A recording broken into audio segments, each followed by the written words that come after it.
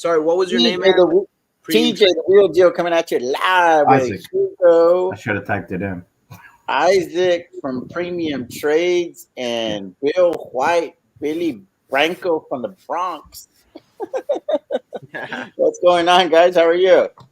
Good. Good. How you doing, man? Excited. Just finished dinner.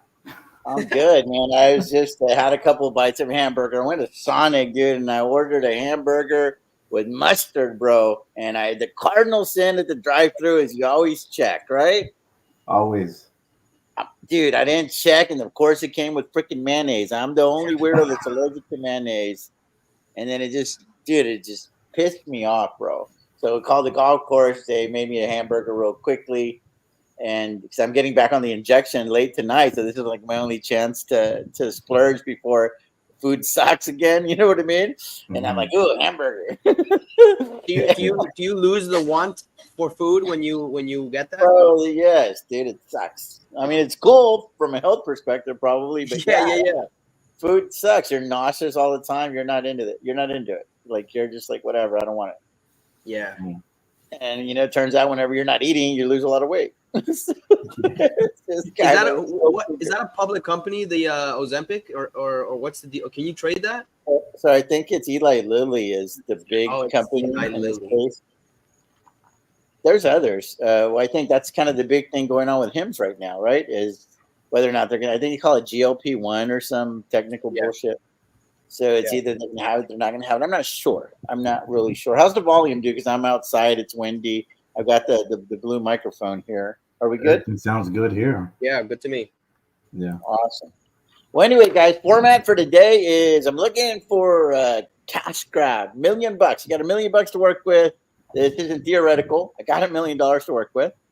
And I'm looking for a cash grab week to 2 weeks out. And if I take on the trade, we'll see how it performs, here in the next couple of wheelers. Because I'm just tired, bro, of all the accounting. I hate the wheel tracker because it doesn't do automated data entry. You can do that wheel tracker, Bill. We could be billionaires, bro. But I hate the fact that you got to manually put shit into the tracker, right? I don't like to do it. So I'm like, you know what? 2025, New Year's resolution. Fuck that. Big trades only. That's it. That's it. And I'm real pissed off at Robinhood right now and their bullshit $200 and $500 500 to count the limits. I've got a message out to them, and I'm legit considering switching brokers. I'm tired of the bullshit. Man. TJ, you gotta tag Vlad on your post, bro. I need a brokerage. I need a legitimate brokerage that can handle some freaking volume. Webull doesn't play with me. Webull lets me do whatever the hell I want to do on there. Oh, Webull doesn't have the limits? Bro, I've done 2,500 contracts at one time on Webull. Yeah, Robinhood's the only one that I know of that has the limits. Somebody said Fidelity. Fidelity? I don't know. Schwab doesn't. The other thing that Robinhood has a limit on, if you can get this fixed, is if you try to roll spreads. If you try to close out 5 and open up 10, it gives you a limit of 9 somehow. I don't like it's. Oh, I didn't know that. Yeah, it doesn't make any sense whatsoever. But you can't roll credit spreads anyways. You got to close them out manually and reopen them. No, we did a whole thing on it. You can roll them. We did it on the channel. And you also run into like the terrible fills for Robinhood as well. Terrible fills. That all being said, I'm going to go first on the cash grab. Yeah, but before we get there, premium trades. What's going on with you? Let's go 2 to 3 minutes, each of you guys. What's going on with you? What's good? What's not good? Anything that I can help with? Anything that chat can help with? And then we'll get into it. Let's go premium. For those of y'all that don't know, Premium Trades is out of Texas. Real, small city over there. Starts with an H, ends with an N. And I've met him personally at the Omni, at the Galleria. Really, really nice man. The man of faith as well. He's got a channel. And I swear the first time I listened to one of his videos, I thought I had another channel. Like, if there's anybody that has duplicated the format, like, I could sue this dude for plagiarism, bro. You gotta shave his head next. Hand stuck in the cookie jar. Kick the can down the road. All that. Manufacture the win. Manufactured with all that shit. Talk to us, Isaac. How's it going, brother? What's going on? What's good? What's not good? Where you at? Well, I'm gonna give y'all the short story because the longer story won't end. So, in regards to the portfolio, everything's pretty steady Eddie. I haven't really made a video because I've just been so busy with life. Right here, I just got 20 minutes before I log off. But, I got a lot of positions. SoFi's doing great. I hold Tesla, AMD, what is it? SoFi, and Apple. I had PayPal. I had Starbucks. Those got away from me when they skyrocketed. So I'm like, whatever. I'm just cut them off. But now what I'm trying to implement now in the portfolio is that I'm trying to do implement cash flows, right?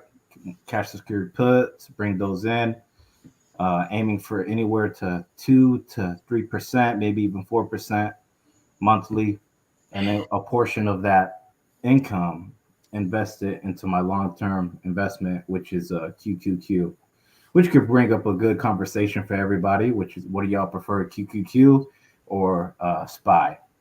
But other than that, we're thank God we're doing good. Very cool. What about you, Hugo? What's going on with you? First of all, I met Hugo personally in Torrey Pines over there in La Jolla, California. He was kind enough to go out. I think you were visiting your brother or something like that. Yep. And I met him along with Christian Peña. Chris sells options or something like that is his handle. Super nice folks. So that was real cool. We didn't get to snap a pic. We were in the moment, bro. So we weren't doing the whole Chinese tourism thing. You know what I'm saying? Yeah, we were I'm not profiling. I'm just saying, dude, I golfed with the Chinese dude in Pebble Beach, and I'm like, bro, not everything's a picture moment, Like, yeah, it was crazy. So, but we didn't do any of that. And then you're the one that mentioned it on the chat, like, dude, we forgot to snap a pic after you'd already left. We forget our social influencing side of the world, bro. Bro, we were just people for a little bit. Wasn't it great? No, but look, man, it was pleasure. I got to meet TJ and his wife. It was awesome. I mean, Christian, his family. It's always cool when we get to meet people from the internet in real life, and it's always funny the reactions that you get from your parents or when I told my girlfriend, like, oh yeah, I got to go see 2 guys that I met on Twitter. She's always like, what? You gonna go see who? So it's always funny, but yeah, man. Look, is it okay if I pull up my portfolio on here, or do you want me to just kind of do something on the glance? Yeah, you can do present or whatever. Because what's pissing me off, and really what I want to highlight is, and it happened with me with Tesla, and it happened with me again with SoFi, which is I get caught with the wave when it goes up, and I lose on the upside, really. And I don't know what you recommend there, TJ, what you would do. So let me hone in on the SoFi trade just so we can talk about that one. Sure. Since SoFi is in style. Is that you? All right. SoFi. So I have a pretty decent cost basis. I'd say better than decent. Yeah, I got in well. I can't complain. But then I kind of tapped out at the majority of them are $8 and $7 calls, expiring in January. And I was looking at rolling the $7 ones, but even if I go out a year, I don't think I can even get to $9. So I don't know if it even makes sense to roll at that point. And how do you see this playing out? So real quick, go ahead. Sorry, TJ. I'm in the same scenario. Mm-hmm. I got 100 shares of AMD that I purchased for $100, like last year. I have 100 those shares. I have a covered call for 120. Then I have, get this, I have 100 shares of Apple. Yeah, my precious Apple. I bought them at 132, and I have a covered call at 160. And then I also have my Tesla shares that I bought for like 200, and I have a covered call for 255. So that one's not too bad.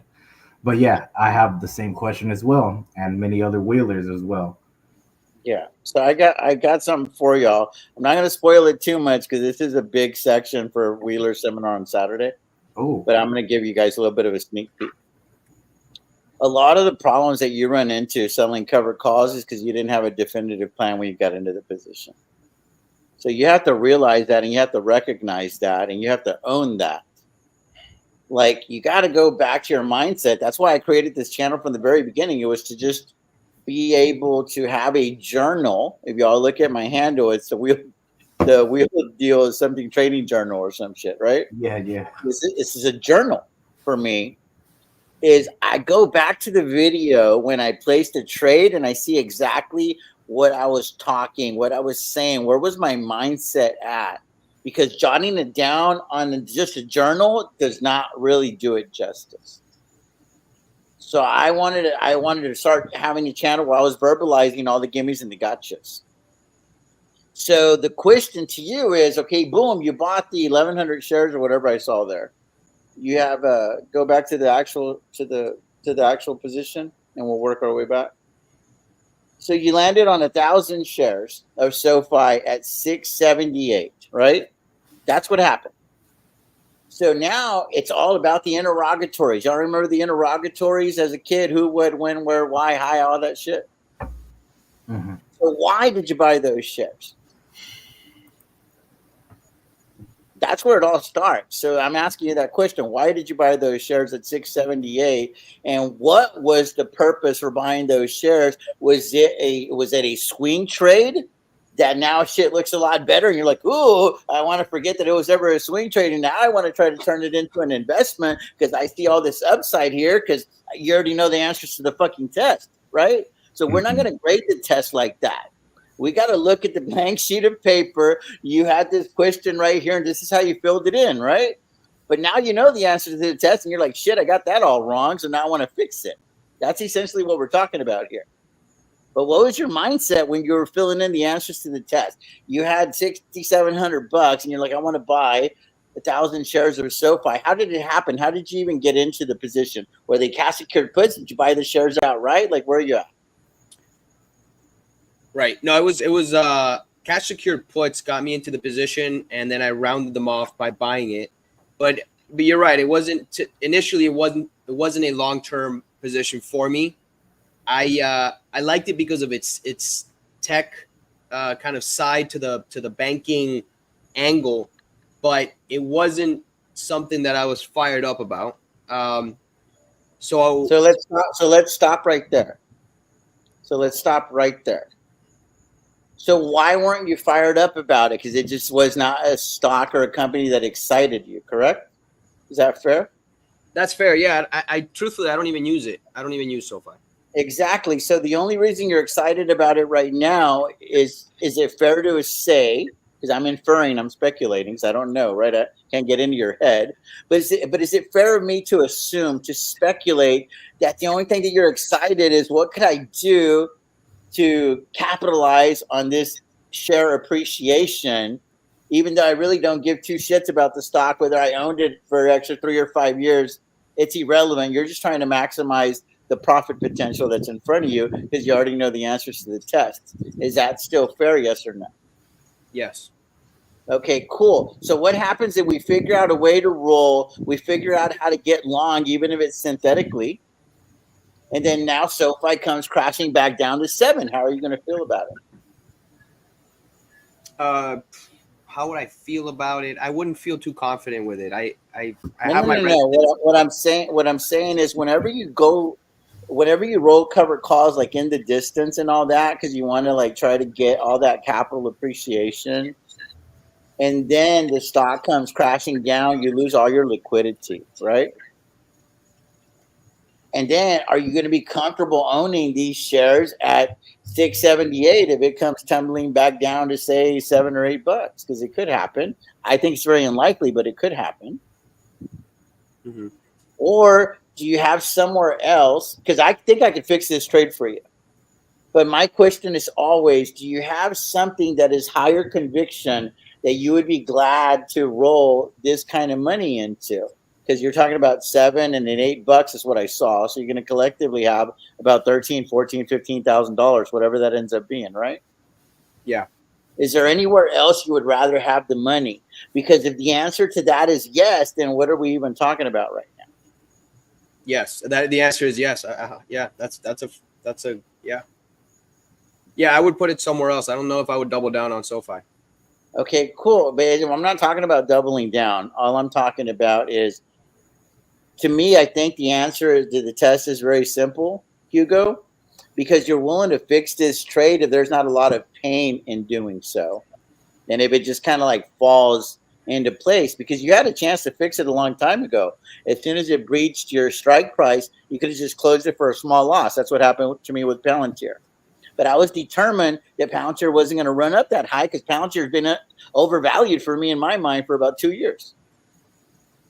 So I stood behind that conviction, and now I'm leaving, $100,000, $150,000 on the table, right? So, whenever you mark it wrong on the test, you're not able to go back and like change the answers, right? They're going to grade the test and you got to live with those results. Now, luckily we can roll, we can do some things. This is my recommendation. You want to maintain exposure and keep your liquidity. This is what I've learned to do. And I've been doing it offline for 3 years. I just recently started doing it online.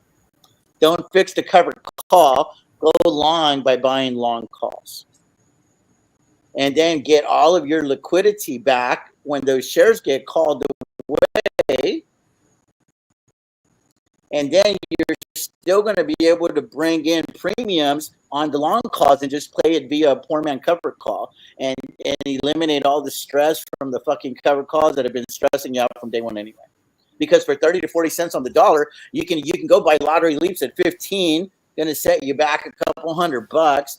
You go buy, 10, 20 of those, you'll make just as much money on those damn leaps as you will trying to figure this shit out for the next 3 to 5 years. And why go through all that headache if it's a stock that you're not legit long on? If you want to gamble, go gamble with the freaking leaps. You can bring some money through the door via covered calls against those leaps because the premium's the exact same whether you own the shares or not. Right. And now you have $12,000 to $15,000 that you could potentially put somewhere else, because the first thing that I wanted to do is test your conviction. And I didn't hear any.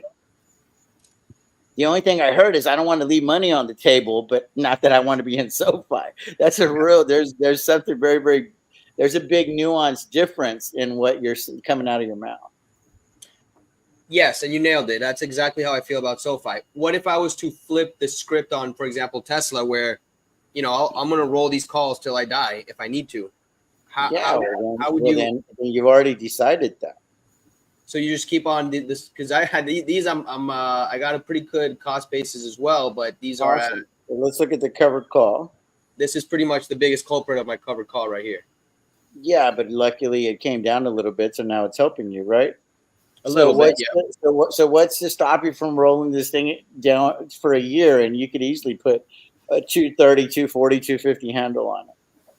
And now you qualify for all of that capital appreciation, because with Tesla, it's different because you're playing that game. You're on the roller coaster. Yeah. I don't suggest rolling covered calls that far out on anything, or even this, because you really don't have to. I mean, just play the game of intrinsic versus extrinsic value. You might be able to wait a little bit more. I don't think the shares are. Let me look at it real quickly on the options price. Yeah, so you've got $51 of intrinsic, $7 of extrinsic. What's the extrinsic in layman's terms? That's your protection of why the shares aren't called away from you right now. Right? That's the protection that you have, right? Because that's the gimme and the gotcha. The gimme for you, or the gotcha for you, is your intrinsic value. The gimme is your extrinsic value. Because this whole game's about gimmies and gotchas. It's about credits and debits. And you've got about $6 there of protection. So mathematically, you don't have to roll it. but it's just kind of like you're fighting gravity, right? Like the deeper you are in the hole, the harder it is to climb out of that hole. Yeah. So I guess the question again is, if you saw the writing on the walls and you knew like the RoboCop event was happening, right? The We Robot or whatever was happening, like why didn't you just close it if your conviction was that this thing's going to the moon?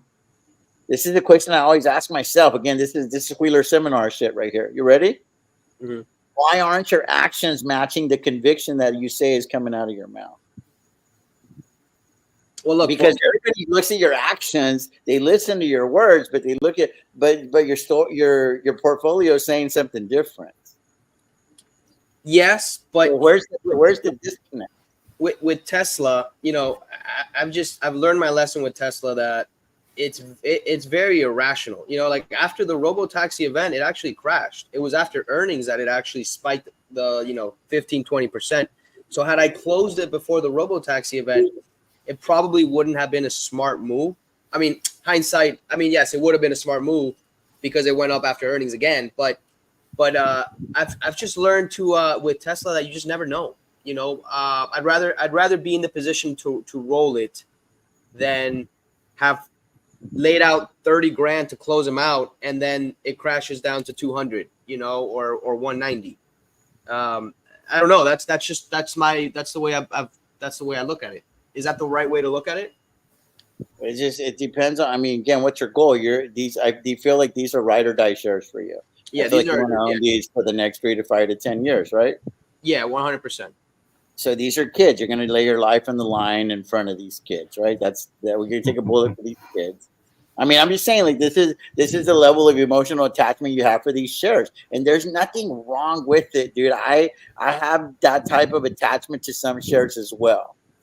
I wish that all of my shares could be like fucking Robinhood. I don't give a flying fuck about those 10,000 shares. I just don't. There's nothing that anybody can ever tell me to make me care. It is just an instrument that's been making me money. That's it. Hey, did that change after you tried Legends? Dude, Legend cost me $1,000, bro. I was closing long calls when I meant to be buying them and shit, dude. It is way too techy for me. I like easy stuff. You know what I mean? I'm a Robinhood Classic kind of guy. Yeah. I'm not a legendary kind of guy. Dude, I feel like it's really awesome. I'm sure it does a lot of cool shit. I just don't know how I would be able to use it from the standpoint that it starts looking like all of the other apps that I was trying to stay away from because they were intimidating. Yeah. And I'm placing so many trades on a daily basis that ease of use is very, very important for me. Hey, real quick. Now it's becoming more of a pain in the ass as these contract limits that it's like, well, you know, I've been playing with the Tasty Trades platform quite a bit. You know what I'm saying? And it's just, I don't like the damn color scheme because it hurts my eyes after a while. But I'm like, you know, I don't think that they're going to mess with me too much on my contract limits, but we'll see. Hey, how long you have planned on going live for, TJ? When, today? Yeah, right now. My wife's going to come bother me here by 9 o'clock, I bet. Gotcha. So you may cut it off like at 9? Yeah, we'll see. So anyway, on Tesla, bro, just roll. And then the other thing that I've done, because I'm underwater on cover calls too, I have them at $280 for January of 2026. Mm-hmm. On pullbacks, I'm selling cash secured puts on Tesla, but I'm just getting all the alpha that I feel like I'm leaving on the table via TSLL. Right. And that's a lot cheaper. So I feel like I have that indirect connection, if you will, and it somehow takes a lot of the sting. So it's always like you got to find another way, right? The door's closed, look for the window. And honestly, that was a very good strategy, and I followed you on that strategy. And I bought 1,000 shares of TSLL, and I've been itching to sell calls on this, and I think I only sold 2 calls on it, which I relearned my lesson, $12 calls on it. But I've been itching to not sell anything on it because this is essentially my upside on what I missed out from Tesla. So okay, so you gotta understand what you own here, though. Pull the 1 year chart on Tesla, click on 1 year here and see the percentage on it. 7.63 No, that can't be right. for TSLL or for Tesla? Yeah, no, TSLL, like the actual. I think you're on the. Are you on the contract or the actual shares? No, I'm on the shares. Okay, so 763 is the 1 year. Let's Is the start 1 year year. to date. Click on the year to date. Year to date is 13, down 13 and a half. Okay, now put Tesla and do the same thing.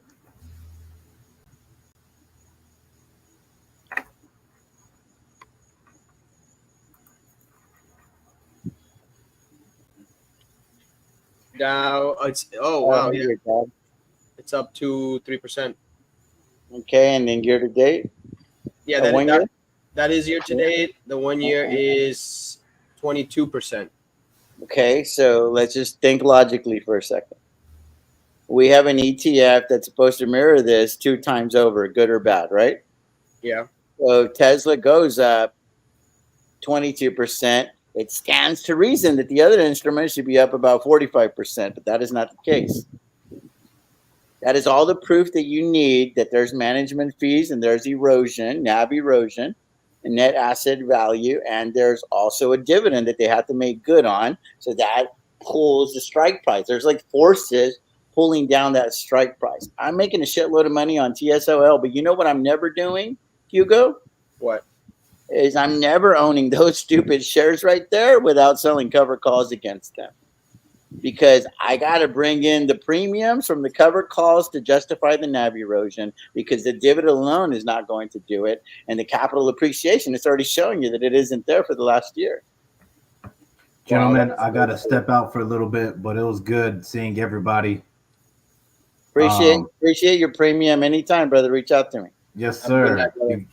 God bless everyone. Take care. Bye. Damn, TJ, that's a great point. And bro, I've been practicing.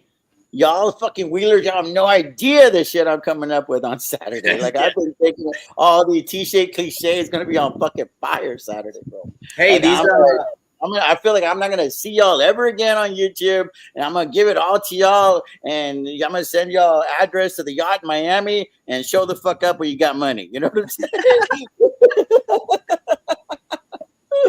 Like, I'll be waiting for y'all. I'm gonna be like Tom from Castaway and fucking playing with Wilson. Me and Wilson are lonely on the yacht, boy. We're waiting on you guys to figure this shit out, okay? It ain't that hard. It's a game of credits and debits, man. It's a game of credits and debits, gimmies and gotchas. You know what I mean? That's all it is, man. That's all it is. You know, it's funny because I was talking to my dad this morning. He's been trying to learn options, and he was mentioning to me he was watching that 4-hour video that Henry put out a couple weeks or months ago. And so I told him about that one you were planning on putting out, and he's very excited about it. So I think a lot of people are very excited about that one. I think it's going to be very good. Yeah, Alex is working on all that. He came over, dude, and I did the Wheeler seminar for him already. Little Alex was the guinea pig, unfortunately. And so he's sitting there nerding out on his computer, and I think we're at about 25, 26 slides already. Wow. So it'll keep my ADHD elemental on track. You know what I mean?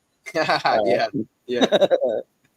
So anyway, so yeah, dude, I think the big thing, just to recap for your situation, is go back to your mindset of when you originally got into those positions, why you got into that position, and if from the very beginning you knew that this was the amount of money that you were going to make, would you have been okay with it? Because it was such a suspect position anyway, right? Yeah. And the answer and usually is yes. But now that you have the answers on the test, now that maybe you've heard the earnings report, you've seen, you know, everybody talking about it on X and whatnot, now it becomes, and it's okay that an investment thesis can change. But it's called an investment thesis, right? It's not a swing trade thesis. And it always comes down to, if you had something else that was attractively priced, higher conviction, would you rather have your money there? Yeah. If the answer is yes, well, here's your chance. Again, why aren't your actions matching the words coming out of your mouth? There's a lot of disconnects in the way we all sell options.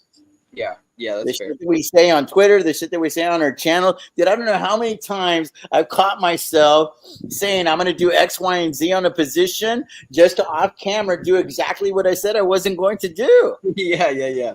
Bro, and I'm like, what are you doing? You literally just said you were going to play it this way. And then I just started looking at the damn portfolio and talking myself out of shit.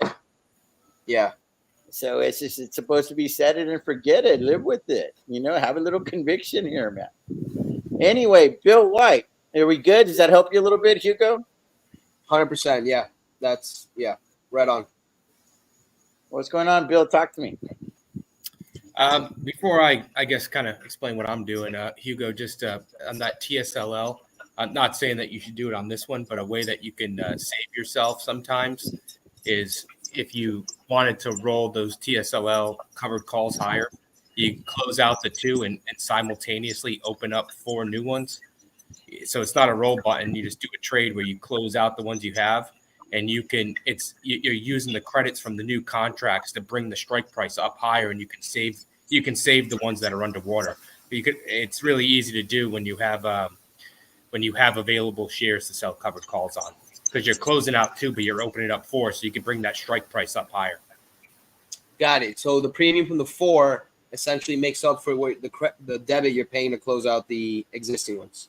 More than you'll still do it for a credit and then get that strike price up easy. But then the gotcha, for TJ's term, is that then you'll have that new number of covered calls. Those shares are locked under the new number, but you saved your old ones and got your capital appreciation back and still got a credit, and you didn't have to worry about paying a debit. I like that, and I appreciate that, Bill, because I agree, and I actually made a post about the what the difference was before, but between Tesla and TSLL, and somebody brought up the NAV duration, and I was like, what the hell is that? And now that you mentioned that, TJ, it makes total sense to actually monetize it somewhere, or else you're losing money every day pretty much. And I had no idea about that. I didn't know that was a thing. Bro, to me, owning those shares on those leverage ETFs is like owning a long call option. Right. You're saying it just the theta works against you in a way. It ain't good, because if this shit goes flat, the management fees are killing you, and then they still got to make good on a dividend. Damn. Yeah. I'm just saying, they got to come. The money's got to come from somewhere. I'm just saying, the money's got to come from somewhere. So and a lot of these ETFs that sell cash secured puts and covered calls, I'm like, well, I'll do it on them too, but it's just like the option exchange sucks so bad. So I don't like JEPI. Like there's like 5 or 6. QYLD, I think, is one. There's ETFs that do the wheel strategy, or a version of the wheel strategy. Yeah. They don't roll though. Well. Yeah, they don't do it very well. They live with the result. So TJ, why did you buy TSLL instead of just buying Tesla calls? Because I do have Tesla calls. You do have Tesla calls. Got it. Yeah, it was just capital restraints. Got it. Yeah. Because I'm a big fan of having larger share accumulations, because I was able to scoop up, I think it's 10 or 15,000 shares of TSO already. Right. It's hard to do that with Tesla. And make no mistake about it, even my long calls, I think there's 250 contracts for sale, 12.20 at $15. And every quarter or so, I want to be bringing in money, but pretty way out the money though. Way out the money. Anyway, Bill, talk to us. I'm trying to figure out how to live off of this. I've actually liquidated one of my accounts, went 100% into cash, which in doing so, gave up around 5 to 10% of my Palantir position. And I'm trying to figure out how to, just from cash secured puts, bring in a certain amount of money every single week, because, just kind of thinking out into the future, I'm going to have, I can't have all of that capital tied up. I will in some accounts, but like one that I want to live off of, you really have to consider that you're going to be collecting premiums and then taking that money out of your account. So trying to find a way of what works for me, keeping some of those premiums in, taking some out, putting some aside for taxes. What's that number look like for me to, replace, two incomes type of thing. So just kind of trying to work that out. Just doing it on a baby scale right now, but I think it's just going to take some time. So I'm actually going through the practice of taking the money out and just kind of see what it looks like. I hear you, and that is that right there is kind of the basis of the entire wheeling seminar on Saturday. It's not just about showing y'all how to sell cash secured puts and cover calls. It's about selling it as it is your business, right? And that business is going to generate an X amount of dollars based on what the business is worth, right? You open up a McDonald's or your hamburger stand, you need to be able to put out accurate projections so that you could, pay your salary and your taxes and everything else. So every move that you make has to have that in mind. So I'm giving y'all my perspective of someone who does this and only this for a living. You're going to get a totally different perspective from someone who has mailbox money coming in from something else. You got to keep that in mind. My shit is way different than anybody else who's sitting over there on their cool ass retirement salary or salary at work or anything else, because they don't need this to work right now.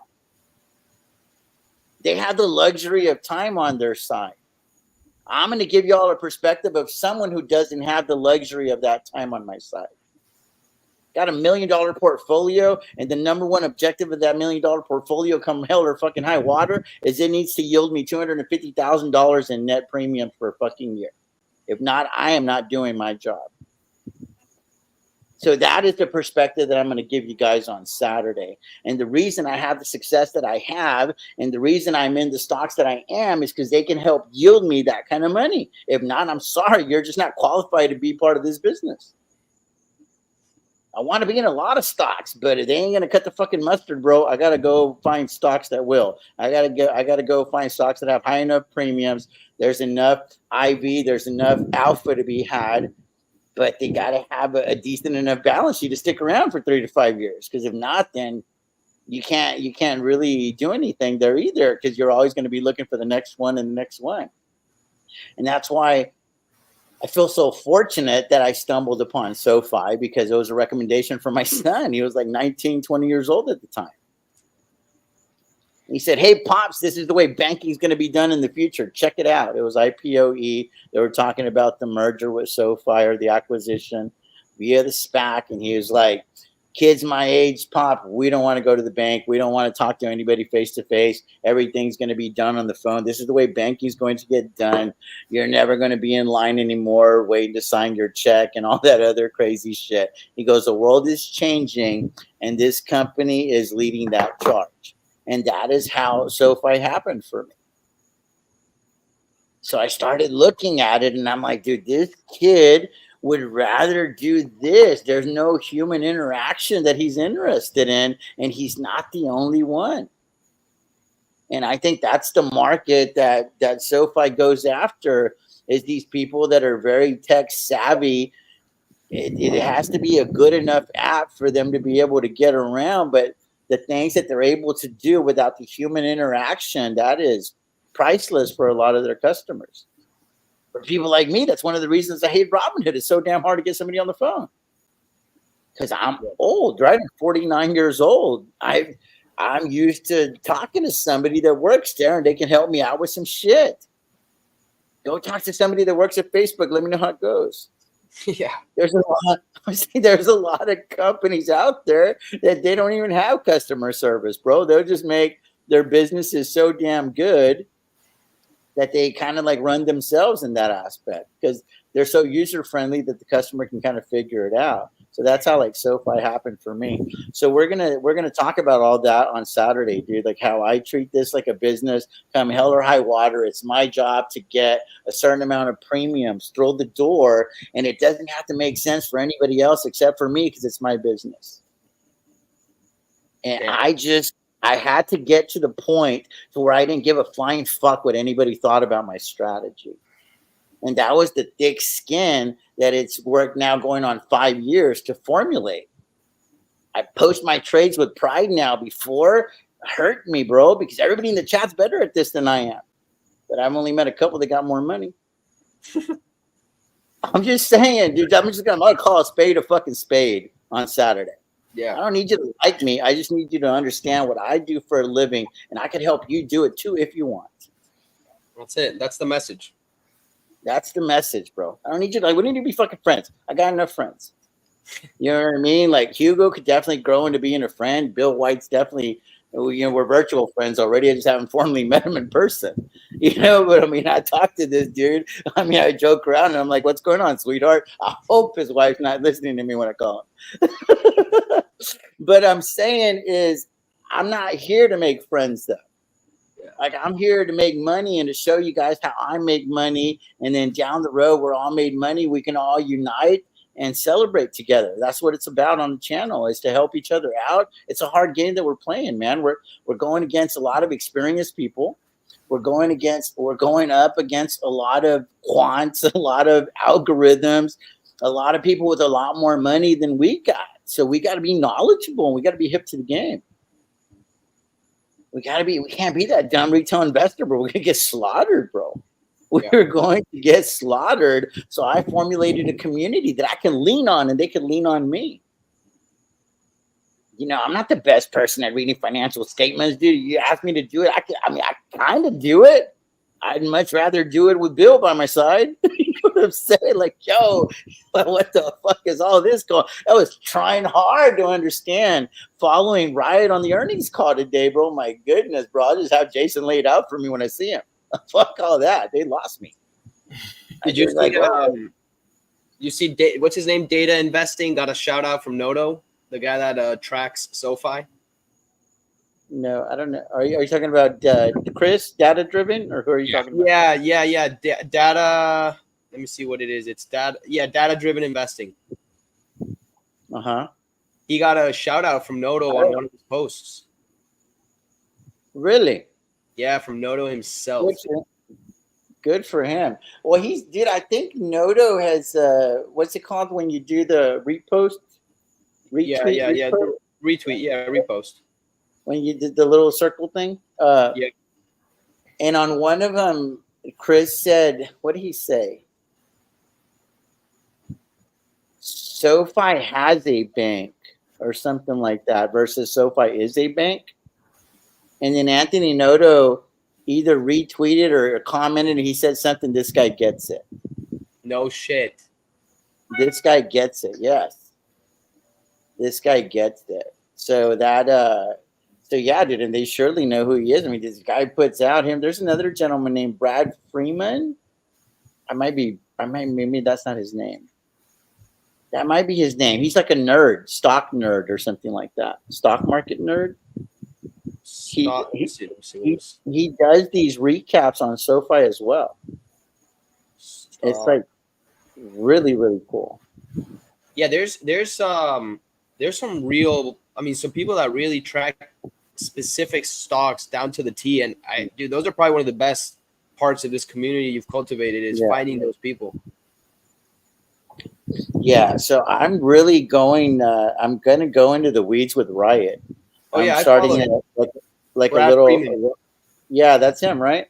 Yep. He does these crazy write-ups too. There's a letter that he puts out. It comes on my email. I don't even know how I got on there or what, but I'm so thankful, dude. He puts out these articles and they come to my email box and I read them, dude. It's like really good stuff. Yeah, I'm gonna sign up now. And Data Driven Investing also puts out a lot of articles on SoFi. Yep. So anyway, somebody asked if those are my account. I say everything's my wife's. The only money I have is what's in my wallet right now. Because if he were to divorce me, I feel like I would just go on my motorcycle with a backpack and call life good. Right into the sunset. I don't think it would go down like that for me, though. I'm a little more set up than that. You'd be crying on the motorcycle. Nah, dude. You know, it won't happen, bro. My wife and I will be buried next to each other, and I'm gonna be grabbing her ass and bothering her till eternity. And I want her to have like a little text message. When to be buried side by side. We talk about this shit all the time. When to be buried side by side, and I want my hand on her ass, and I want her to be saying, "TJ, stop." Dude, I thought for a long time I had a middle name called Stop. TJ Stop. TJ Stop. That's funny. So anyway, yeah, dude, she's my She writer. seemed very cool. I didn't get to really meet her, but the few seconds we talked, she was very cool. Yeah. Nah, dude, she's awesome. She's awesome. But anyway, so talk to me about a cash grab, dude. Sitting on quite a bit of money. We want to find a big cash secured put, a week to 2 weeks. A week to 2 weeks out. Bill was ready to pull the trigger on it. And it's got to have the right type of alpha, right? The right type of the right type of return. So I did one today that expires next Friday. So let me see if I can figure out how to show that real quick. This one's. So here we go. So I can't do it this way. Let me go this way. DJ, what are you doing anything special when you get to 10? Yeah, I'm gonna screenshot it, and I'm not gonna do anything until I get 1 million views on YouTube or Twitter. I feel like you need to create some merch or something, bro. No, bro, because there's more deposits going through, so that's gonna happen pretty quickly. So anyway, this is what I did. This is what I did right here. We've got 850 puts for next Friday. I think that's next Friday. Feels like next Friday. Yeah, it's next Friday. Yeah, right. Because we're almost the first. Yeah, the first is this Friday. We have 31 days: January, February, March, April, May, June, July, August, September, October. Yeah, Halloween. So October has 31, right? Yeah, Halloween. Okay. So y'all learn that trick when y'all were kids too, or no? The little the one with the So anyway, so can you help me calculate the ROI on this thing? What's the credit you got? 21? There was 10,500. So $850 times 500. I think it's 425. And then 10,500, and it's I don't know however many day trade, 9 days maybe. Why don't you pull up the wheel tracker? You have a trading tool thing on there. I don't. The wheel tracker is not on this computer right now because it doesn't work. Let me. Well, maybe it does. Scroll down a little bit. I'm sorry. What was the premium on it? 10,500. No, per contract. 21 cents. Oh, 21. Okay. Yeah, right there. 21 cents. Yeah, I'm showing like a 2.5% return, 2.47. So annualized, what is that? About 30%? Oh, annualized. That's how many? 50. That's 1 week. There's 52 weeks. So times 51. Is that right? I don't know. I don't know. I could do it on my. So this is part of the seminars to do math, right? Right. So you take 10,500. So let me see if I can pull up a calculator here because this is something. I got 126%, but I don't know if that's right. I just timed it by 51 weeks. That's a little high. So this is how you do stock market math, okay? For what we do, you take 10,500, and you're going to divide it by the amount of capital. What's the capital? 425. Is that right? 850 times 500. Yeah, 425 grand. Yeah. Equals, and then you go times 100 to turn it into a percentage. I'm sure there's an easier way to do that. Then you're going to take that coefficient and you're going to divide it by the days of the trade. We're just going to say that the days of the trade is 9. Oh, got it. Okay.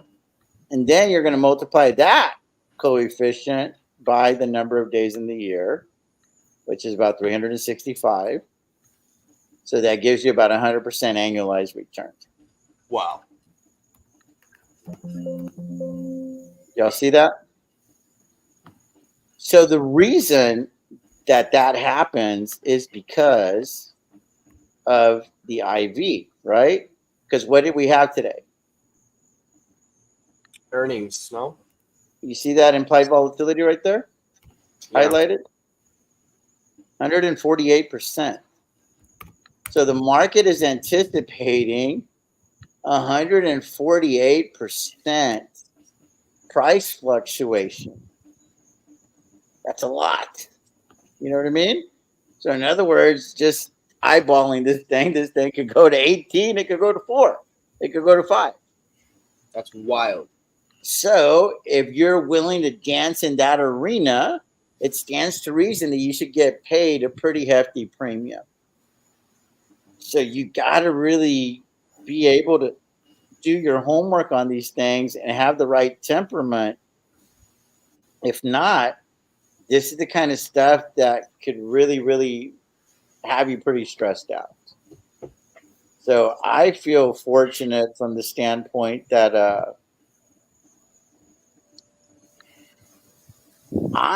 this isn't even a setup trade. This is another thing that I'm going to talk about. Whenever something is at your price point, like in other words, you're like almost contemplating not even doing a cash secured put. You're contemplating just buying the shares outright. It's at your buy zone, right? It's at your target price. Well, 850, that's kind of where I'd be okay picking up all of those shares. Right. So the only way that I close that trade early is I got to be over 50% by like Tuesday. If not, I'm letting that shit ride because you're not going to shake me out of my position because I want to own the shares at that price. Right. Because I'll just write them back up to 10 and make a shitload of money. And also another aggressive round of covered calls, get assigned at 850. Also an aggressive covered call at 850 or 9 to get even more protection to the downside. Because I already got protection to the downside with the 10,500. I probably get a lot more money doing covered calls at like 850 or at 9. You know, I got 21 cents a contract. I probably get 60, 70 cents. So now I got an adjusted cost basis in the mid 7s, high 7s. And that's how I position myself to manufacture the win when the opportunity presents itself. But you got to have courage. You got to have capital. You got to have conviction, right? You got to have the cojones, you know, it's all the C's. Yeah. And it's tough for some people. But it's like I have areas in the business that have underperformed. So I need to create areas in the business that are overperforming. And cash grabbing on Riot pretty much all year has been an area that has overperformed in the market. SoFi used to be that company, but then SoFi lost a lot of its implied volatility. Right. So it kind of the well went dry a little bit for the cash grabs. So I had to go somewhere else. What's your basis on Riot? About $2. $2? Yeah, on 110,000 shares, about $2 a share, adjusted cost basis. Wow. That includes. It was negative, but we were at 70,000 shares, and then I added 40,000 shares. Right. Okay. So it brought it back up, right, to like $3 or $4. But then I've been selling a lot of cash secured puts and covered calls. And that's why I get like, I have this piece of real estate that I purchased, guys, and I'm going to beat the shit out of it until my adjusted cost basis is 0. And then I'll move on to something else. It's like, I call it's like an episode of Flip This House. And I feel like a lot of y'all are trying to like flip 100 houses, but you never fucking finish one. You never make any money. Yeah. And I'm like, I'm going to flip 1, 2, or 3, and that's it. Like I'll have 10 or 15, but the crews are only working on 2 or 3 because I need them to get shit done quick. So I put all the in. When the getting's good, you need to go get it. That's another thing that I'm going to teach y'all. Is y'all are spread too fucking thin with limited resources due to the opportunity's good in one situation for you. Manufacture the freaking win. Check the box and move the hell on with your life. Yeah. Like, why are you a flower? Why are you like a butterfly trying to pollinate every plant? So that trade you showed us, is $500,000. Would you go all in? Would you do the whole million on that trade? Yeah. Yeah, Why especially if it's Monday, because I already shaved a lot of time off the clock. Right? Because what's tomorrow? Thursday? Yeah. So Thursday, Friday comes off the clock. They're already going to the data's already going to be baked in for the weekend. So if it's like Monday and they're still giving me 21 cents, my ROI is going to be like 130, 140%. And you know what's crazy? I'm looking at the $8 December 20th put. and it's paying $47 of premium. So your your 9-day trade is paying 21, but the December one, which is like a month and a half, is paying a little bit, just 20 cents more per contract. So it seems like it's just because of earnings, I'm assuming, right? Or why? What else? My God, what else is happening next week? Elections. Yeah, that's what it is. It's the freaking elections. Yeah. So I'd like to be able to get out of that trade Tuesday at 50, 60%, sleep through the election. Yeah, how are you? Are you doing anything crazy for the elections, like preparing your portfolio, or just? Dude, I don't give a shit who wins. you I just surf. don't. You surf the I waves. I'm trying my best to care. I just can't get there. I can't get there. I can't get there because I feel like my life's still going to be good. Yeah. I mean, I feel like all of our lives are still going to be good. I mean, if it's Kamala, well, it's already Kamala, right? Yeah. I just think, what the hell are people so worried about? I'm just saying, bro, she's already the president. Is Joe Biden really running the show? Like, really, for real, for real? I don't think so. Dude, it's so crazy because my girl's family. In fact, she's out campaigning. Joe's sleeping. I think the country's running itself. It's on cruise control, man. So I'm like, I mean, at least somebody's going to be running it. So, I mean, that's going to be an improvement, hopefully. So, I mean, I'm not that stressed out if she wins, bro. I don't think Tesla's going to go out of business. I mean, I just don't. So wait, let me ask you. I know you like to make bets on sports. I've made a few bets on some political events. Shit, the Dodgers just tied up the game, by the way. Oh, they did. Wow. Okay. Go ahead. No, I know you like to make sports bets. Are you doing any political bets? Have you put any money on the line? No. I didn't even know that you could do that. I think Robinhood just announced the degenerate gambler sticker for that kind of stuff. No. Not doing anything on it. Chris Patel actually sent me something. There's a gambling link for this crap for the election. Yeah. You can do it on Robinhood. I just did it today. Oh, did you? Yeah. You know, I was looking at the Robinhood one, dude. They have a lot of fees on the a little weird on the contracts. I was like, bro, that's adding like 2 or 3 percentage points on each bet. But yeah, the one that Chris sent me was this one right here. Kalshi. Yeah. So that's the I use Polymarket. I have a bet on Polymarket. Mm-hmm. It's the best, in my opinion. It's the best one. The only issue is that they still haven't gotten quote unquote approved in the U.S. So the way to transfer money is you got to buy the Bitcoin. The US. Yeah, like there's a specific crypto that reflects the US dollar, and then you got to transfer that over, and then you got to use a VPN. It's kind of a pain in the ass, but I think it's the best one, I think. But yeah, man, I made a bet on it too, so we'll see. Hey, TJ. Yeah. The pricing on this isn't going to take place until tomorrow, but I think tomorrow might be a good time to sell a put on Robinhood. So I've got 50 puts already at 25 and 50 of them at 24 for 11.15.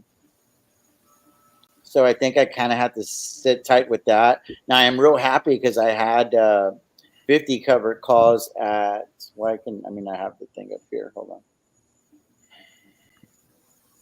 Let's talk about old Hood. So I posted an interesting question on X earlier, and I'd like to take y'all through it. This thing is, I can't. Oh, here we go.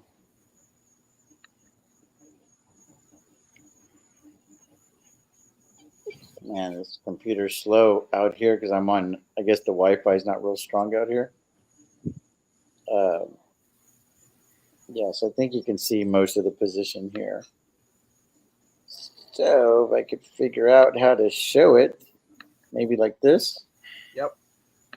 Okay, so got 10,000 shares at 21 and some change, 21.17. So that part's decent. Mm-hmm. Then there's 4 strategies, 245K is the options collateral. All the shares are for sale. So I've got cover calls at 32, cash secured puts at 25. These are all 50 contracts each. 50 contracts at $24 for 11.15, and 50 cover calls at 26. These were totally underwater, so now they're going to probably recover some tomorrow. So I feel like I really don't have to do anything for like another week or so, and then manage it accordingly. Hopefully it goes up to like 27 or so, and I'll either make a decision to let these 26s get called away, because I feel like any money that I left on the table I would have picked up right here, and then I'll just rock with these 32 calls and call it good, and maybe hope for like a more of a pullback. So is this a swing trade for you or a buy and hold? It just hasn't graduated yet. So I want to make it an investment. I believe that Robinhood, regardless of how I feel about them from the standpoint of, I really think that the limits are like stupid.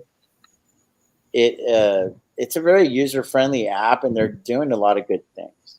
Yeah. And I believe in the long-term thesis of the company. But it does have some limitations that I don't understand. Like I don't understand some of those limitations, but again, this is just not understanding how maybe the laws work or whatever their situation is with being adequately capitalized or not adequately capitalized in comparison to like a Charles Schwab or something like that. I feel like there's always just a bigger game that's being played that I don't really understand. So I'm real careful with the shit that I talk, if that makes sense. Yeah. Hey, Yeah, go ahead, Bill. Hey, do you have any puts on SoFi right now? No, the IV was horrible, and I considered it when it went to like 980 or so. I had my finger on the trigger, but there's this company called Riot out there that just pays a lot more premiums, and I'm just as excited to own shares over there. So SoFi just ain't got shit for me in that regard. Not right now. No, but what I was thinking is if you had puts out there at like at the $8 or $9 still, you could have just rolled them to 10, and without having to put really that much more additional capital into a trade. Yeah, but I had closed all of those out recently when we started going heavy on TSLL. That's where I got the capital. Mm-hmm. I had 7s and 8s for January that were at like 70%, 80%. When SoFi started running up, and I closed them out because I was getting a lot more money on TSLL. Mm-hmm. I did the same thing. Yep. Yeah. So you gotta make your bed and lie in it, right? Unfortunately. So anyway, what do y'all got? What do you think that would be like an idea that kind of rivals that Riot trade? Because that Riot trade, I feel like, is going to I think it's going to print. Yeah. I think it's going to print. I'm kind of hoping there's a little downward pressure, like maybe it goes to the low 9s or the high 8s, because then now I can keep the trade on and maybe even lower the strike price to 8 for a similar return. And then, maybe that one I'm able to put 1,000 contracts out there. I followed you on that TSLL December put that we sold while Tesla was down, and that thing printed like a freaking printer, dude. Quick, huh? Yeah. Dude, that thing paid for Christmas, man. I mean, NVIDIA, look, I have NVIDIA for November 8th at 133. I put that on today actually. I on which one, Bill? NVIDIA, but you might want to play NVDL if you just want it to be two weeks. Yeah, but I think we have 300 or 500 shares of NVIDIA at like 123 and been underwater on them the whole time. And then now we're finally above water. And I think I have covered calls at 134 for December. And I've sold some puts here and there. So, I mean, made a little bit of money on NVIDIA. But again, it's one of those things that is just not a high conviction play for me. And it's a very the stock is doing extremely well. The company is doing amazing. But, again, this is something that I want to talk a little bit about. Wheelers Saturday is the hardest thing is finding your 5s. Like, you got to find your 5 stocks, 10 at the absolute most, that you're really going to rock with. And there's going to be a lot of great companies that don't make the cut, and that's okay. you're going to be in everything. Buy 3 or 4 ETFs. You're in everything. Congratulations. Yeah, exactly. But you're not going to be getting no 25% net premiums per year. And that's my goal. Yeah. So You know, so I'm like, I need to shoot for about 3% a month, 3.5% a month, sometimes 4 if the IV's high enough, if I can get it, because I know that I'm gonna have to buy to close, I'm gonna have to roll. So those percentages are gonna come down to 22, 23, 24, 25% annualized. And then I'm like, well, I do that shit 3 or 4 years in a row. And on the stocks that I own, they just stay flat. Well, good. You doubled your portfolio in 3 to 4 years. And that's the business that I'm running. what about Elf? I mean, I'm just going through my trades for the next like a couple weeks that are ending. Elf and Phase, but I wouldn't do that one now. Nvidia, Hood, and BitX, but BitX has run up a lot. But maybe Real Elf. quick, guys, I'm sorry, I gotta head out. It's late for me here.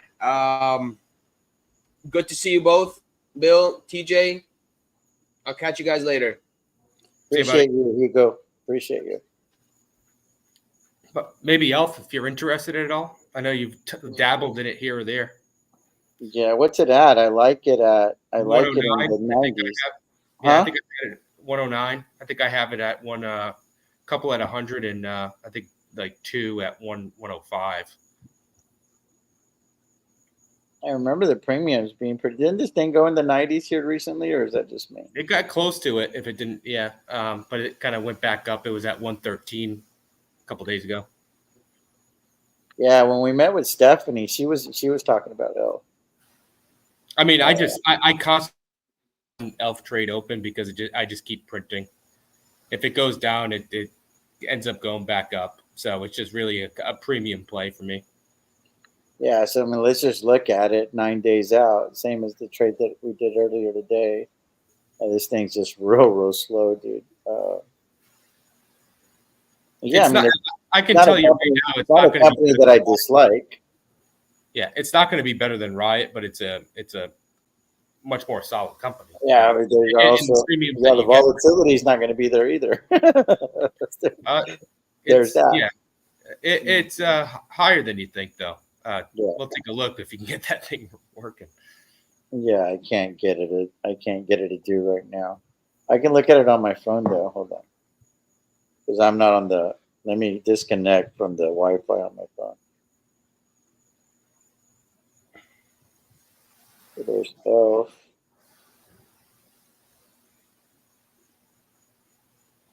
So November the 8th, say $100 is paying 510. So that's 5% in a week. That's a lot. And I like it. But it's the bid ask is 5 to 7 though. So let's say you get it filled at 6. So it'd be like 100 contracts. That's $1 million roughly. And you say you get 6. That's insane. So you can go on $1 million for next Friday, it would pay 60 grand. Yeah, it's better than you think, right? I feel like that's better than Riot, because Riot would pay about 25 or 30,000 in that scenario, and it makes a lot more money than Riot. Yeah. So it's interesting, it's interesting. Anyway, so somebody is talking over here, Gook, or I don't know how to say that name. TJ, TSO inception is 8/12/24 down 51 cents. Tesla is down. There you go. See, so that's something to consider right there, right? So again, I would never own those shares without selling covered calls. So I think that TSOL is a beautiful cash grab instrument, and just manage those cash secured puts over and over, get the crazy premiums. And if you get into those shares, then you want to sell very aggressive covered calls and be okay getting them called away from you, and then just turn around and sell more cash secured puts. Like that's the way that I'm learning how to trade TSOL. Now, mind you, I do have the shares for sale at 15. But once I get out from under those, I'm going to be selling very aggressive covered calls at my basis, which is about 942. The cost basis, not the adjusted cost basis. And I want to get out of those shares and then just play it via cash grabs. Any of the leverage plays, there's no way in hell that I would be playing them without having covered calls on them. Yeah, I wouldn't recommend holding those shares long term. I just don't think they're long term play on that aspect. But they can sure print money on the cash grabs if you know how to do that on the cash secured puts. Yeah.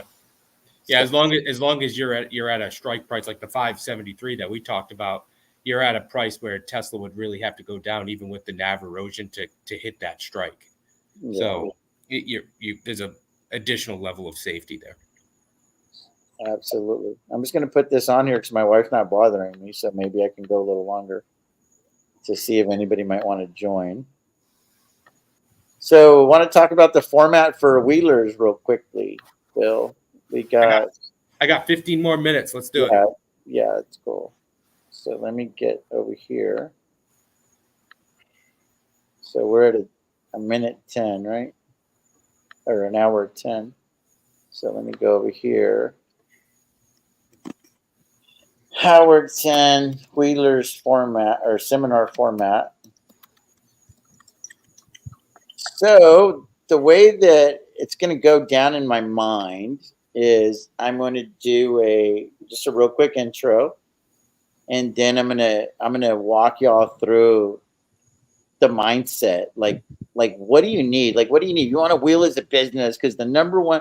This is what inspired this whole thing. How much money do I need so I can live off this thing, right? I mean, how many times have we heard that shit on the channel? I mean, that's the number one question, right? We even gave him the calculation for it. Yeah. So I was like, okay, cool. So what do you need besides money? What do you need? So throughout the seminar, I want to give you guys all the tools that you need to run a successful wheeling business the way that I do it. Take what works for you, throw away what doesn't work for you, because the business has to suit you. And I think that's what's so dangerous about investing and that people don't understand is they want to take a fucking Peter Lynch and a Bill Ackman and a Warren Buffett and they want to make their world revolve around what's in between their ears. But you're totally different people. You look at the world differently and God designed you that way on purpose. Be proud of who you are. Have conviction in who you are and how God made you and how you perceive things. And formulate a strategy that works for you because you are going to be the one that lives with those results, not fucking Bill Ackman or Warren Buffett or anybody else. They ain't going to live with shit. Their life's good already. They don't have to live with any results of the buttons that I push. So I need to make sure that the rules that I follow are my rules and they work for me, not for them. They work for me. So you got to own your own business. If you want to own your own business, well, you got to do just that. You got to be the owner. And you got to make sure that you're cut out to do that. If not, give your money to a financial advisor, give them their little assets under management, a little fucking fee, and they're just going to put you in an ETF so they can go golf all day. If you don't want to pay them that fee, then do yourself a favor and just put your money in an ETF. I'm doing you a solid right here, giving you not financial advice. This is life advice. I'm doing you a solid right now for a lot of people. Because what is the objective of the business? You're going to open up a business. You got to have an objective. Is that fair, Bill? Mm-hmm. You know what my objective is? It's to beat the fucking market by a lot. That's my objective. If I cannot do that, I need to put money into an ETF and learn how to golf. Spend time with my wife. What are we doing here? If you cannot figure out how to beat the market, what are you doing? Like, what are you doing with your life right now? Think about it. I'm not being a dick. I'm just telling it to you the way that it is, not the way that people want to hear it. Again, I don't need you to be my fucking friend. If you cannot have a strategy that consistently beats the fucking market, why are you not just investing in an ETF and saving yourself a bunch of heartache? So it's serious. It's not going to be just all fun and fucking games. What I do is very, very serious. I have to put on fucking trades that nobody else will put. And that's why they're never going to get the fucking results that I get, whether good or bad. That's the fucking reality of it. Go find me, invest with Henry, and tell him to go fucking sell 500 casket puts on right. Get the flying fuck out of here. You're not going to do it. You also can't live off an ETF. Unless you got millions and millions of dollars. I don't know. Right. I don't. Yeah. Right. But you need the cash flow if you want to quit your job and you want to be able to live off of your money, off of your capital. You need to find a way to have the income, and an ETF isn't going to get you there. So this is all I'm saying, dude, because this is why I never wanted to get into coaching or anything of the sort, is because you go and you get a coach. Like I love Invest with Henry's channel, right? So I refer to him a lot. Maybe one day as I grow the channel, if it's not going to be a sword pissing contest, him and I should probably do a video together one day. I think it'd be good for YouTube because I think a lot of people could get value out of the knowledge, right? Mm-hmm. But that being said, he has his way of doing things because he also has a whole bunch of other money coming in that doesn't have anything to do with selling options. He told me that he makes about $2 million a year on YouTube. So he doesn't need to trade the way that I do. So he's going to be steady Eddie, and it's going to look really, really beautiful. If some experts look at the way he does it versus the way that I do it, they're like, well, you need to do it like Henry. I'm like, well, if I had an extra 2 million coming in because I was real good at fucking YouTube, well, I could do that. But this is what I got to work with. This is what I have to work with. So I need this portfolio to make money for our family. And, so y'all are going to get that perspective, because the number one question that I've always gotten is how much money do you need to make an X amount of money? And we already know that calculation is 2.5%, because at the end of the day, I shoot for 3 to 4% a month in premiums, because it's the only thing that we can control in the market is the premiums that come through the door. And make no mistake about it, you control how much premiums come through your door. You control that, Bill. If you have $100,000 to work with, you control how much premium is going to come through your fucking door. If only 3,000 is coming in a year, is because you don't want to serve that many hamburgers. Whose fault is that? Yours. You don't have the right temperament, the right genetic makeup, whatever the case may be, but it's your fault. Make no mistake about it. If you're bringing in $20,000, $30,000, $40,000 a year in premiums, it's because you're willing to take on that kind of risk. But then you have some rich motherfucker telling you, oh, don't do that. You need capital preservation, but your situation is not their situation. They got their cushy 6-figure fucking job. You don't. So you need to build the business and cater to your fucking needs, not theirs. So the one thing that I'm going to challenge everybody is you need to learn how to own your goddamn fucking business. And if you're not willing to do that, then that's okay. But just admit it and move the fuck on with your life and buy a goddamn ETF. Stop wasting your fucking time. What did I say I was working on when you asked, like, how can you do with your portfolio? I liquidated one of my, smaller to medium sized ones. And I'm with the intention that I'm trying to bring in a certain amount of money every single week. I'm pulling some money out. I'm putting some aside for tax because I'm trying to train myself. It's easy to to grow the portfolio. What's hard is actually growing the portfolio while simultaneously taking money out to live off of it. I'm trying to train myself on how to do that. Yeah. So I have worked on a plan. Again, this is going on.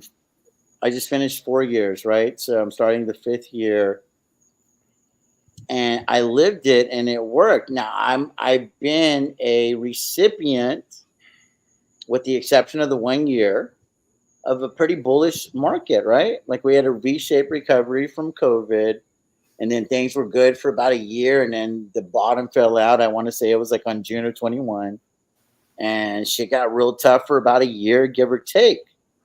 So that's during that year when things were real tough because everything was going down. That is when I realized that I could still control the amount of premium that comes through the door. And if I can just pick stocks that aren't going to go out of business, a la IDEX, and they'll eventually rebound because I'm in good quality companies. I have enough of a bankroll. Whenever the stocks rebound, like SoFi has rebound, man, I'm going to be looking real good, and that's the way that it worked out for me. Yeah, But that then happened to me too. But then I've learned some things along the way. Like, okay, well, maybe I don't need to own so many shares so that I don't suffer from drawdown, because I know it's a lot easier to manage cash secured puts, take a small loss if shit's really going bad, but you're still back into cash, so your drawdown is completely gone, versus being real stubborn and owning way too many shares the way that I still am, but I'm working on scaling it back. Or I put batches of shares as swing trades now. Because I like owning shares. Because again, what is my background? Buy, hold, and hope. I was investing in a 401k my whole life. That's all I knew. That's what I knew. So I like owning shares. I'm comfortable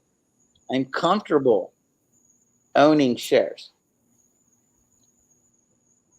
So Gook, again, Gook feels like the wrong way to say his name or her name, right? I don't know. Let's just call it Pansy. TJ, do you feel that you are taking more risk trading options now to get more premiums than you would if you another source of income to supplement your income stream?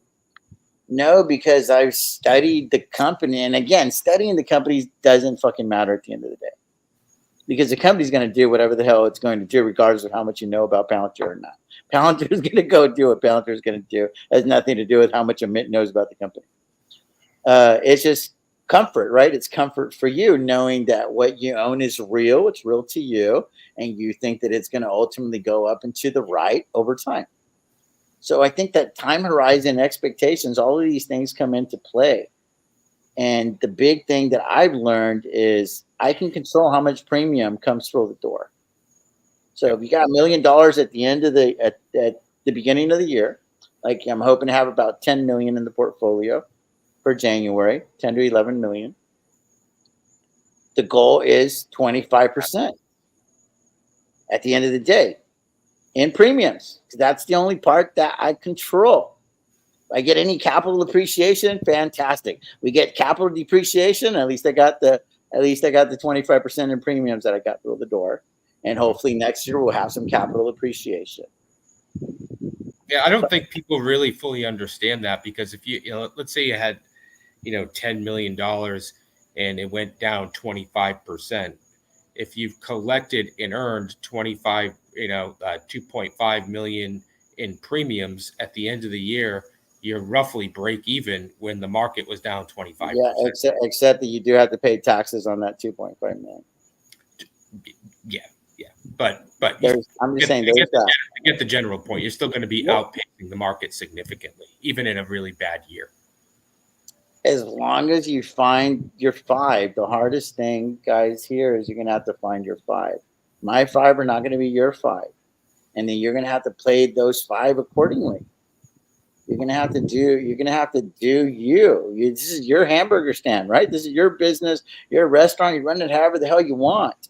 And that's what's dangerous about the YouTube channel. And that's why I don't want to be your coach and all of those other things, because my lifestyle is not your lifestyle. My needs are not your needs. You got to tailor make this suit for your measurements. And, I don't have Invest with Henry's income for his YouTube hustle, because YouTube is a business for him. Make no mistake about it. Selling options is my business. I mean, if y'all look at what the YouTube channel brings in, it's like $1,300 to $1,500 a month. Not really moving the needle, dude. It didn't even cover the Porsche payment. The Porsche payment is $2,750. Just calling a spade, Bill. It doesn't move the needle for me. I need a lot more people paying me $25 a month, and then I think YouTube takes like 30 or 40% of that money. Seriously. Like, it's not. So this hustle here is crazy. I don't have an $8,000 coaching package. I don't have these crazy financial Jeremy packages and Invest with Henry packages to supplement my income so that I could live off of, so I can go on YouTube and tell you a very conservative way to go and do things. So I'm giving you a real life situation where selling options is the source of income. Now I'm in a situation where I sell options in the hedge fund and the family office as well. And I'm able to draw a salary from there, and that keeps the lights on. So I don't have to touch the portfolio for the time being, but that's probably going to end here in the next 12 months. So then now I'm going to have to factor in withdrawals that I hadn't had to factor in before because life's going to change. You follow me? That's what I'm practicing right now. I Yeah. follow you. So I'm like, okay, cool. Now I got to make adjustments to my business. So based on where you're at in life, guys, you're going to have to, I would love to just sell puts on Walmart and call life good. It's not going to be good enough for the lifestyle that I want to lead. And I feel like I'm not going to beat the market. And again, what's the number one objective for me is to beat the market. How do you beat the market? You got to beat the rule of 72, right? If you don't even know what the rule of 72 is, you probably shouldn't be selling options, period. I'm saying you got to be able to beat the rule of 72. About every 6-7 years, you should be doubling your mark. You should be doubling your portfolio organically in the stock market. Doing nothing. Just buy, holding, and hoping. Buy some. If you want to do it with good companies, fantastic. You want to do it through ETFs. That's about what the ETF gives you, right? 9-10% a year. A little bit more here if you look at the last 5 to 10 years because it's been pretty good, right? But if you look at it historically over time, over 100, 120 years, it's about 9% a year or so. So you got to be able to do that compounded. You got to be able to outperform. So it's about 6 to 7 years if you're compounding. That's what it takes to double your portfolio. So when I started this business, I told myself, you need to figure out how to double your portfolio in 3 to 5 years consistently. If not, how could you have a job doing that for other people if they could do it in 6 to 7 years and not have to pay you any money? So I had to create a strategy that wasn't going to make sense to a lot of people, but it was going to make a lot of dollars and cents for me, so that I created a job. I created a career for myself. And that's why we're talking right now. Because I freaking saw something, dude, and I did my napkin math, and I'm a lot better with numbers than I lead on, because I love math. And I'm like, I could do this. I could do this if I develop enough courage in my conviction and I find those 5 stocks that I like, that make sense to me, and that I could live with the results, whether good, bad, or indifferent. But a lot of people spend too much time trying to talk about stocks that other people like. Dude, I love me some Matt Money, but Matt Money doesn't need to like right fucking platforms. I don't give a fuck. I'm just saying, I don't care, He doesn't need me to like Rocket Labs, bro. I'm going to validate him. Everybody's looking for validation and words of affirmation. I don't need any of that shit. That's why the number one thing that I want to drill through y'all's heads in this channel is we can borrow a lot of knowledge and stuff, and it's a very valuable resource. And I love you guys because y'all are such a valuable resource for me. But I can never borrow your conviction, and you can never borrow mine. I can never borrow your temperament, Bill, and unfortunately, you guys can never borrow mine. I wish you could. Because, dude, I get excited when the market's bleeding out. Dude, I'm a weirdo like that. I get legit excited when the market's bleeding because, I'm in the business of trying to buy stocks at a discount. Everything else that I buy in life is at a discount. Dude, I'm annoying. You heard me complaining at Chick-fil-A the other day on the phone. I think this whole world's overpriced. You know what I'm saying? And I'm out there trying to do cash secured puts on everything. Bill, what if I buy it right now? And my wife, dude, I'll embarrass my wife big time at a restaurant. I don't give a damn. So anyway, I hope that I could really deliver for you guys on Saturday. And then you look at your situation and see whether or not this could legitimately be the type of business that you could mind. Because at the end of the day, you got to mind your own business. You have to tend to your own garden, not me. And this is a lot for my FaceTime folks, because I've done probably 150, 200 FaceTimes with the people paying the 10 to 25 to $100 a month. And they want to do this full time.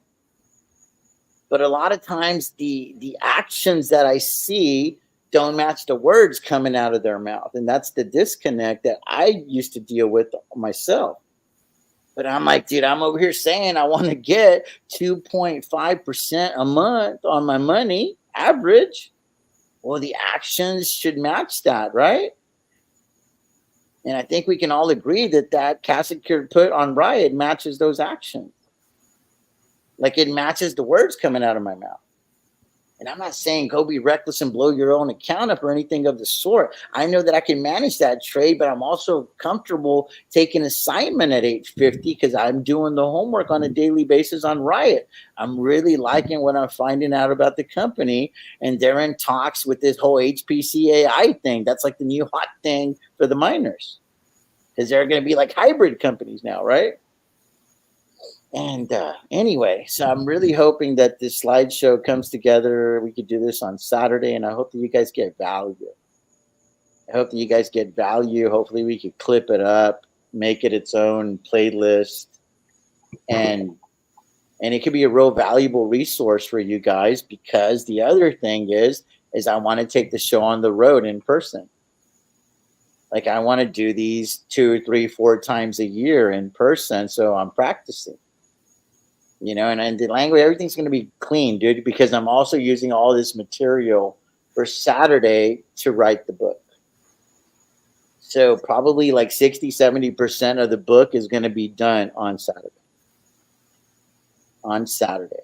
It's like I want artificial intelligence to help me out. We're going to get real creative with this thing because it's real hard for me to go through all the archives. I'm like, well, let me just try to remember all the good parts in my mind, and let's put them down on some slides, and then I'll be able to like organically do the book on Saturday as well. And then I'll probably make notes after I rewatch the stream, and maybe like 25 or 50 once the book comes out, the hard copy or whatever it's called. And then I'll autograph those and send them to those people on the stream that contributed the most on the chats and stuff. So it'll be cool, bro. Like I'm gonna do my best to be on. I'm working out all week to get the brain going and stuff. You know what I mean? Because I got mad, like I lose my focus big time. So I'm gonna really like that's how the slides are gonna help me to make sure that I know what the hell we're talking about.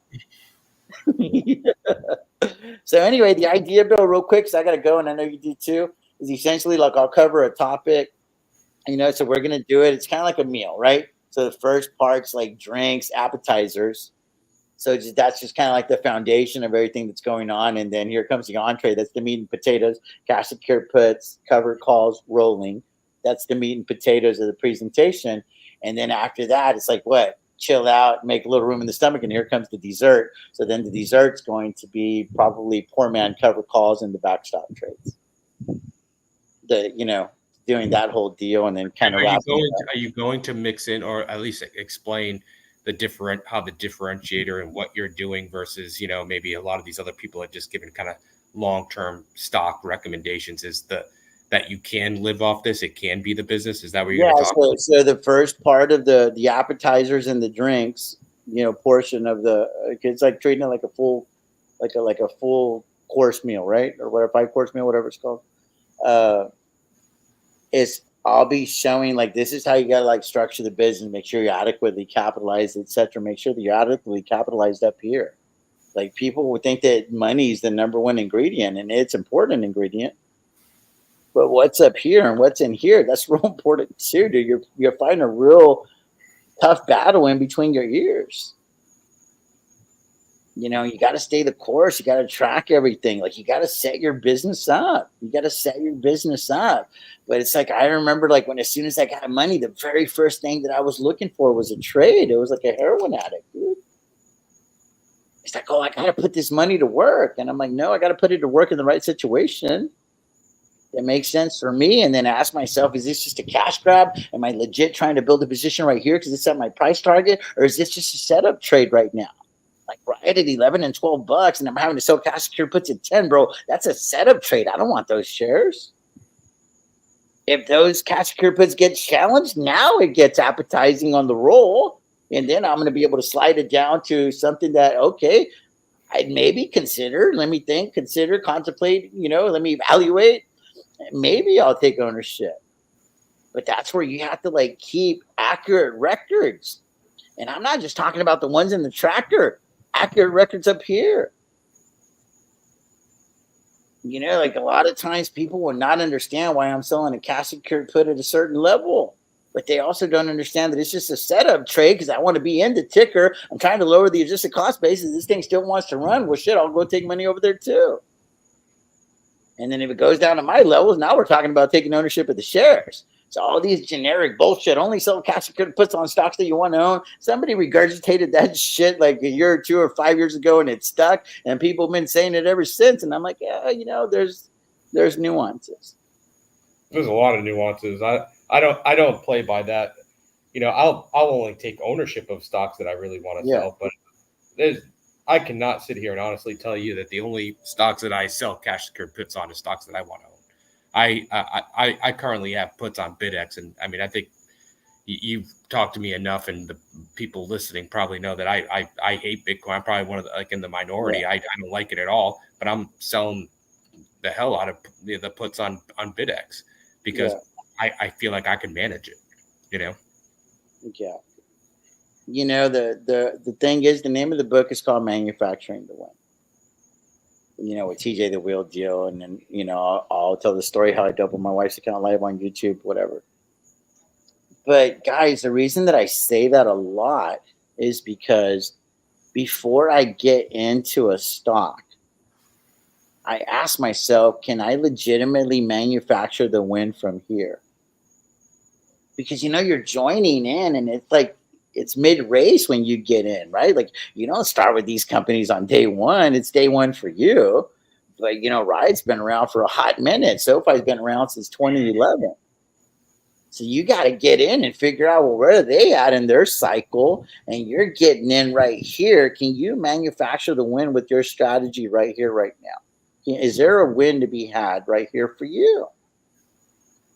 And yes, we'll talk about that a little bit. Definitely try not to own as many shares. I try to trim down. So it's like this. It's real easy. It's whenever bull market, own a bunch of shares and in different stocks, and you make a lot more money. Whenever it's a bull market, when it's a bear market, own less shares. Be more concentrated in those shares, because then now you're going to be able to average down and sell cash secured puts, reduce your cost basis on your core holdings. That's why I always say you got to find your 5. When things are going real great, you can find 10, 15, make a shitload of money. But when push comes to shove, make sure you're in stuff that you want to rock with for the next 3 to 5 years, because things might be tough for 3 to 5 years.